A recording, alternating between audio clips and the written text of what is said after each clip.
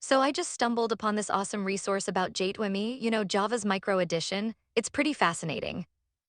Wait, J2me. Isn't that the thing from back when flip phones were a big deal? I had no idea it had such a dedicated community. Exactly, it's like a time capsule of mobile tech. They have a whole list of emulators, IDEs, and even games made for these old devices. That's wild. I mean, what kind of games are we talking about? I'm guessing they're not as sophisticated as today's options. Oh, definitely not in terms of graphics, but you'd be surprised by the creativity. Some of these games have cult followings. Cult followings. Really? I can imagine some nostalgic folks rallying behind their favorite titles. Right, there's even a j2me game script engine that helps developers create games quickly, like a basic scripting tool. That's pretty clever. But I wonder how useful that really is today, given the rise of more advanced platforms. It's a great point. I mean, the tech might seem outdated, but there's something charming about it. Nostalgia plays a big role. True, but isn't it also about preserving the history of mobile gaming? J2Me had a huge impact back in the day. Absolutely, it paved the way for mobile development, and now communities are preserving that legacy through projects. Speaking of communities, I saw they have Hack Club and Reddit groups dedicated to J2Me. That's awesome. Yeah, it's like this little ecosystem. They share resources and even hold contests. It's a great way to keep it alive. I guess it surprises me how much activity there still is.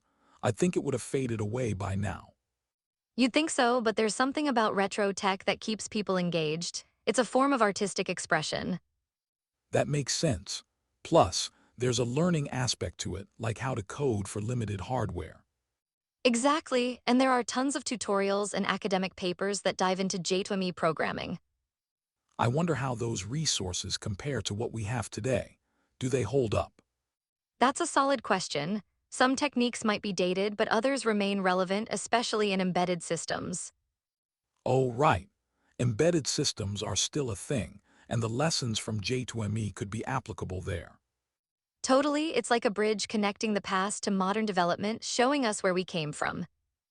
But what about the limitations? I mean, working with such constrained resources must be challenging. For sure, developers have to be super clever with their code. It's like a puzzle with limited pieces. That's a great analogy. It's impressive what they accomplished given those constraints. And think about the creativity it sparked. It's like a whole genre of problem solving. I never thought about it that way. It's kind of inspiring when you think about modern constraints. Right? Innovation often comes from necessity. Maybe we could learn something from that today. Absolutely. Plus, this whole revival of interest shows there's still room for retro tech in our lives. Definitely, I mean, just look at the resurgence of vinyl records and vintage video games. Exactly. It's like people crave authenticity and the stories behind these technologies. And J2Me has such rich history, from early mobile games to how it influenced today's app development. So, where do you think this goes from here? More developers getting into retro game creation. I hope so. There's a unique charm in those early designs. Plus, it could lead to more innovative ideas. And who knows? Maybe a new generation of developers will find inspiration in this retro tech. Exactly, it's like a cycle. What was old becomes new again. That's the beauty of technology. And maybe it'll inspire better coding practices, too, given how resource conscious they had to be. For sure, I think there's so much we can learn from their approaches. It's a hidden treasure trove. I'm definitely intrigued now. I might have to dive into some of these J2ME resources myself. You should, it's a fascinating journey. Who knows what old gems you'll uncover. And what a fun way to connect with gaming history. I love that.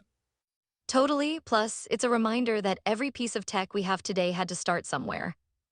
That's a profound thought. It really gives perspective on how far we've come. And maybe encourages us to be more innovative in our own projects like they were back then. Absolutely. So, what's next for us? Maybe we should create our own retro-inspired project.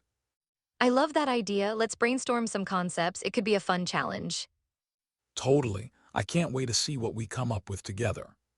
It'll be an adventure, and who knows, maybe we'll inspire the next wave of retro developers.